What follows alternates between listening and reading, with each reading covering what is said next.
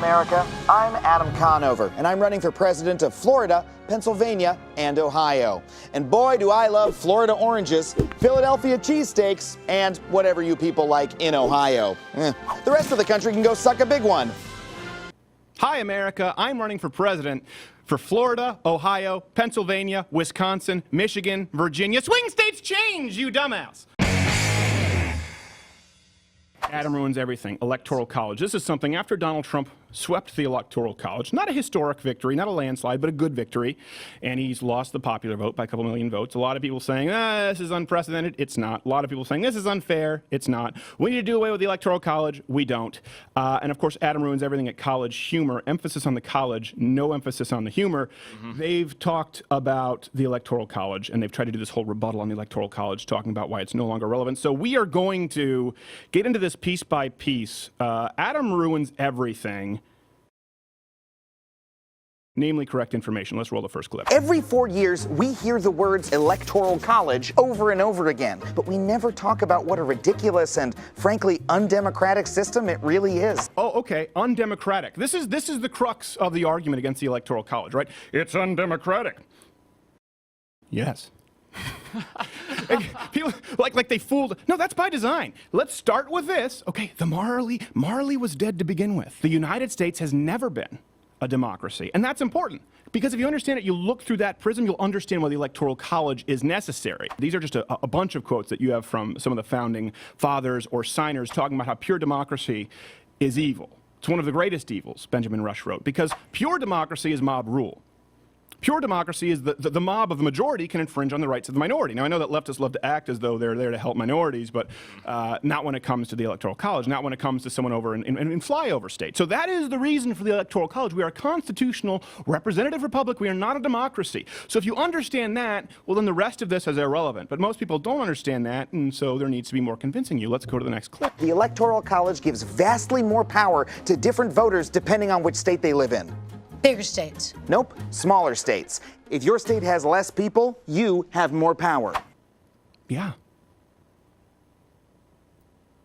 Let's keep going. Let's go to the next clip. Not too many people live in Wyoming, but they have 3 electoral votes, or 1 for every 135,000 voters. California is packed with people, but they have 55 electoral votes, or 1 for every 411,000 voters. Okay, so they try and show percentage-wise that there's more representation with Wyoming. But even if you look at it, 3 votes to 55 with California, it's pretty minute. Let's bring up another clip from everyone's favorite founding father, Hamilton. Let's bring up the Hamilton quote from Federalist Paper 68. The big reason for this is because you can't just have people pandering to a few big cities. Let's stop by New York, D.C., Los Angeles, San Francisco, Detroit in the 50s, promise them a bunch of stuff, wrap this up, and go home. So the whole reason to try and balance that power is because I know of these crappy states that you think of as flyover states, we'll continue and we'll get to that, like Wyoming, they can't have their vote drowned out by people who are corralled into big cities.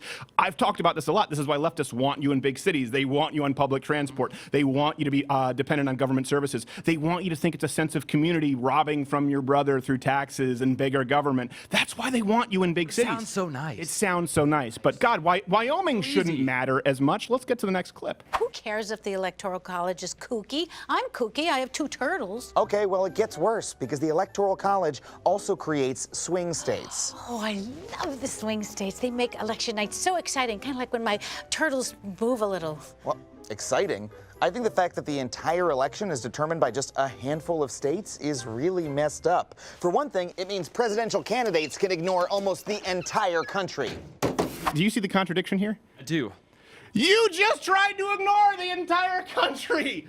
Fly over that. Flyover states. Fly over area. Wyoming. Why are they represented? No, now all of a sudden they care about the little guy, right? Because swing states allow them to ignore the voiceless in Wyoming, who, by the way, shouldn't really have that many electoral votes to balance the powers that be. Next clip, Jared. Hello, America. I'm Adam Conover, and I'm running for president of Florida, Pennsylvania, and Ohio. And boy, do I love Florida oranges, Philadelphia cheesesteaks, and whatever you people like in Ohio. The rest of the country can go suck a big one. Hi, America. I'm running for president for Florida, Ohio, Pennsylvania, Wisconsin, Michigan, Virginia. Swing states change, you dumbass. Swing states change. That's the whole point. Swing states don't stay the same. As party platforms change, as the principles change. You see that with Donald Trump. He's shaken up the whole map. Let's roll this final clip because I think it's relevant, and then we'll wrap this up. Thank you for the information. I cannot believe our beautiful system has become so messed up. Oh no, the founding fathers designed our system this messed up.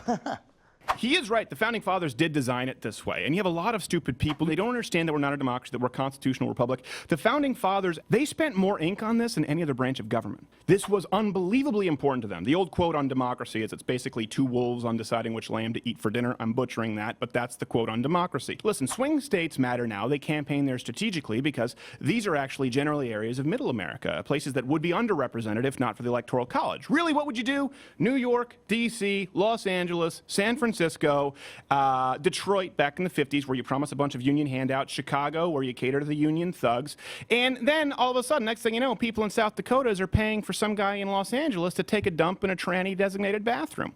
That's what we don't want to happen. We don't want to burden the rest of the country with values that not only do they not share, but are unconstitutional. Right? That we're so far away from federalism, and this is why we have term limits. This is why representatives are selected, or depending what you're talking about, legislatures. Right? It's a representative republic. We should have terms. We should be changing these politicians regularly, but their job is to represent people and make decisions, not simply to go, all right, put everything to a popular vote. That's the Bernie Sanders. Well, democratic socialism doesn't change what it is. Democratic slavery isn't any better.